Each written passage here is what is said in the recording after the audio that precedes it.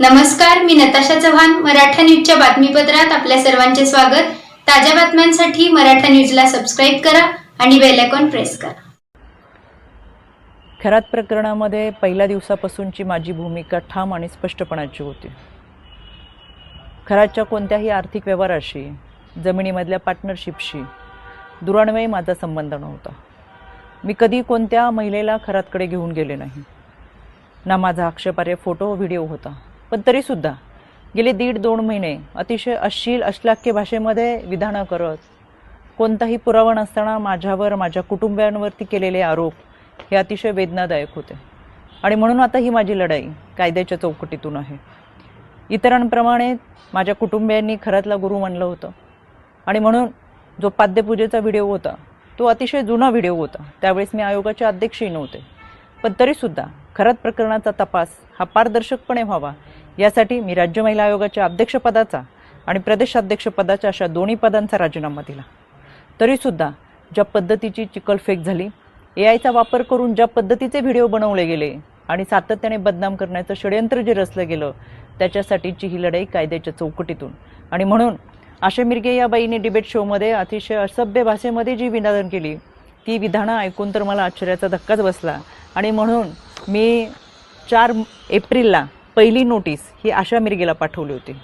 कायद्यापासून पळ काढताना स्वतःचा बचाव करण्यासाठी या बाईने ही नोटीस स्वीकारली नाही, म्हणून पोस्ट ऑफिसच्या माध्यमातून 2दा ही नोटीस परत घरी पाठवली. एकूण 3 वेळा नोटीस पाठवली गेली, पण ही नोटीस या बाईने स्वीकारली नाही. अनक्लेम म्हणून ही नोटीस परत आली आणि म्हणून मला माझगाव कोर्टातून फौजदारी फिर्याद दाखल करावी लागली.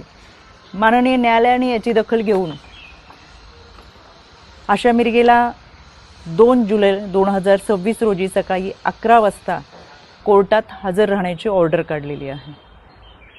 त्यावेळेस मी देखील हजर असेलच, कारण की हा लढा आता स्त्रीत्वाच्या सन्मानाचा आहे. यामध्ये आशा मिरगेप्रमाणेच इतर काही महिलांनी देखील कोणताही पुरावा नसताना अतिशय बेताल विधानं केली, सातत्याने बदनाम करण्याचा प्रयत्न केला, आरोप केले. कोणताही पुरावा त्या सादर करू शकला नाही. त्या सगळ्यांना 2 दिवसापूर्वी दिल्ली हायकोर्टातून नोटिसा पाठवलेल्या आहेत. दिल्ली हायकोर्टातसुद्धा मी उपस्थित राहणार आहे. हा लढा स्त्रीत्वाच्या सन्मानाचा. इथून पुढे कोणत्याही महिलेच्या चारित्र्यावरती शिंतोडे उडवले जाऊ नयेत यासाठी हा लढा आहे.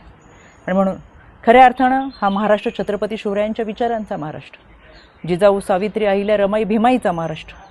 संपूर्ण वस्त्रात असलेल्या स्त्रीला विवस्त्र करण्याचा प्रयत्न या विकृत मनोवृत्तीच्या लोकांनी केला आणि म्हणून या विकृतीच्या विरोधातला माझा लढा आहे. ही लढाई मी निश्चितपणाने लढेल. पहिल्या दिवसापासून जे सांगत आले ते आजही सांगते. सत्य प्रखरतेने तुमच्या समोर आहे. कोणताही पुरावा नाही, कोणतंही दुष्कृत्य गैरकृत्य कधीही केलेलं नाही. इतरांप्रमाणे आम्ही हे आध्यात्मिक गुरु खरातला मानलं होतं. याच्या पलीकडे आमची कोणतीही भूमिका नव्हती आणि म्हणून हा लढा मी कायद्याच्या चौकटीतून लढते. 2 जुलै सकाळी 11 वाजता आशा मिरगे हाजीर हो. मी स्वतः माझगाव कोर्टात असेल. ताज्या बातम्यांसाठी मराठा न्यूजला सबस्क्राईब करा आणि बेल आयकॉन प्रेस करा.